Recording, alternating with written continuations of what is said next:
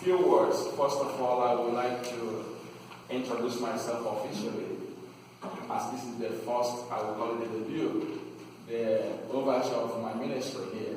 So my name is Father Chidi Obuagu. Father Chidi means God is merciful. And my last name Obuagu means lion killer. Because my grandfather killed a lion in Africa. That was in the 40s. He used a muzzle loader to do that. For those of us who know about muzzle loader, it's similar to a rifle, but it's like you pound things and stuff it with needles and all kind of sharp objects, and then with gunpowder mixed together, you can shoot something and get, if you're lucky, you get the thing. You know. So that is my last name, Lion Killer Obuagu. And then my first name is Chidebere, which means God is merciful. And again, my middle name is Evaristus, which is derived from the Greek word Eucharistos, which means thanksgiving or Eucharist. So I am Father, God is merciful, Eucharist, Lion Killer. So I have all those things, you know. So originally I come from Africa, from Nigeria, the west coast of Africa. But I was born there. Then I grew up partially. I went to seminary there. When I finished graduated in my undergraduate studies in 1994 from Nigeria, the entire Nigeria. So they selected only 2 people to go to Vatican and study. That's how I left Nigeria, from there to Vatican straight. So I went to Vatican and studied at Pontifical University in Vatican City for mission students. So I was there for 5 years. I was ordained in 2000. Then I went back to my home country, Nigeria again, after my master's degree in canon law. So I went there and held the diocese. I was a campus chaplain. I was in the university, the biggest university in the whole eastern province of Nigeria. I was their chaplain for 5 years. And I also taught philosophy there, and some kind of philosophy of law and ethics and all kind of things. At the same time, I was working for the bishop. I was also a judge in our tribunal. The sole judge, and then eventually the appellate judge for marriage annulments, and again proceeded. I did all these things, and eventually I decided that as a bishop, can I go and complete my studies this time to get my doctorate? So he granted his permission. Then I came back again to Rome, and then had my, within 1 year, I got my doctorate in canon law, and then went for jurisprudence here in America at the University Dayton School of Law, the University of Dayton School of Law in Ohio, Dayton. Belongs to Marist Brothers. So I landed for my jurisprudence there, and then did my jurisprudence for 1 year. Then went back to Boston, where I did a master's in public administration, and then completed my public administration in 2014. And then with that one, I said enough is enough. so that's what happened. Then well, with that one, I'm an alumni of the Daily Best Student for the. I don't usually talk about myself, but I just want you to know me now so that you know where I'm coming from. Then going forward, and I will not do this again. I don't like it. So that I feel it's appropriate that you know the person you're seeing for the first time here, where he is, where he has been, what he's doing. So that is. Then I came here 2017 last year. When I graduated and I was in Boston, I got this job from Mercy House as the Director of Mission and Values Integration and Ethics for Mercy House. It's just right across. Now it's called Born Secure Mercy House. They merged with Born Secure. So that's me, and then I work for the rest of Youngstown as filling chaplain for the weekends programs like parishes. And then now I'm here, very, very happy and joyful to serve White History. My whole life has been spent in academia. You can see, growing up, academia, I love students, I love what I do. I've been, with professors, I've taught in seminary, university. This is another opportunity for me to help all of us to grow in faith. Okay, so that's me. And then I live right across the street, St. Stan's Church. So we make the best of the rubbish there too. So that's where my rector is. So I think this is all I have about myself.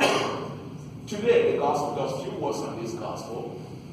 If you have any question, feel free anytime to ask me. So I'm very open. I speak 7 languages fluently.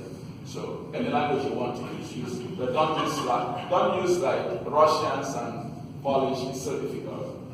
But I speak German, French, Italian, Spanish, English, and then Esperanto and my mother tongue, Igbo. So feel free.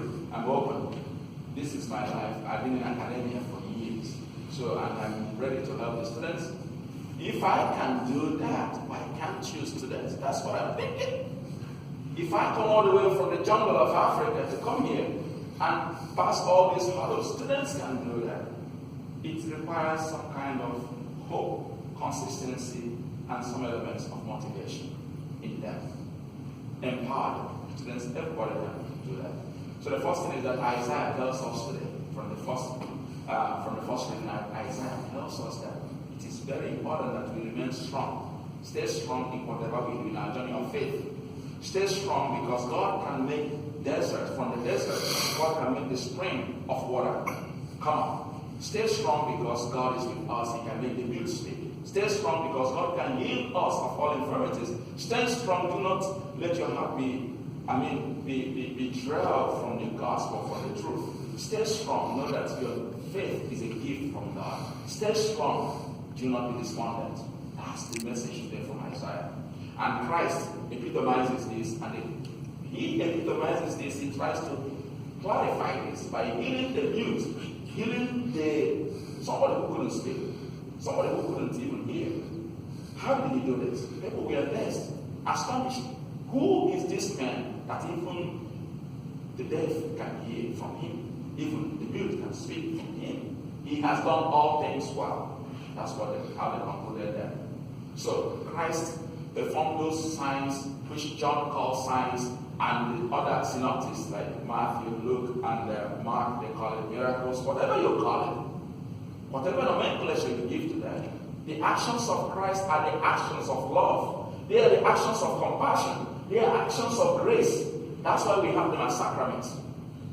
When a child is baptized, action of Christ performed on that child is one of those things we have read today.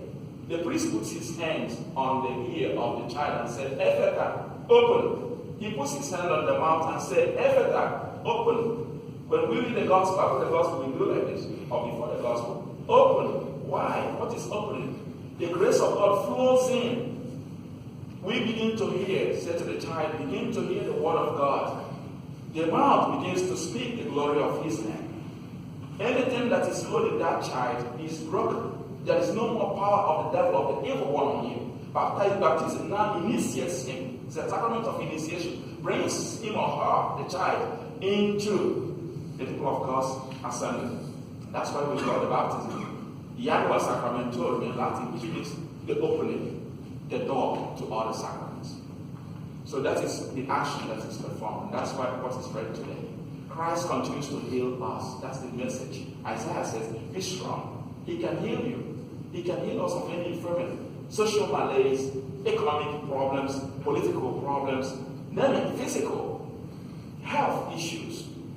Even there was a time I couldn't even speak before everyone. There was a time my accent was so thick.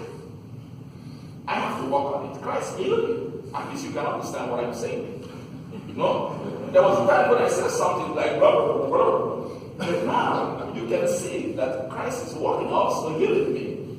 You know? Helping me to communicate appropriately and articulately to people. Enlightening me. That's a gift of the Holy Spirit. It's not because I'm smart. It's because, in part, Christ is a healer. When we bow down before him, when we give our life to him, he can utilize us as his instrument and heal also other people. Finally, I want to thank Tom, Dr. Tom, for all your good work. All the things you do for us, having this place, organizing, I know a lot of things go in. Thank the board members too for all your commitment to the students. I've been a student all my life, so I know what it is. To come here is a place of hope, it's a place of peace, it's a place of grace. Worship every Sunday, at least once on Sunday in a week. Come, bow down before God, give him glory. It's amazing. That's the greatest gift you can offer to these kids. These students will come here. They love that They only need to be motivated. If I can do it, every other person can do it. That's my hope, and I wish all of us, especially the students, from the bottom of my heart, the grace of God. He can heal. If you are not intelligent, pray, God will enlighten you. He can do all things, and He has done all things well. Amen. Amen.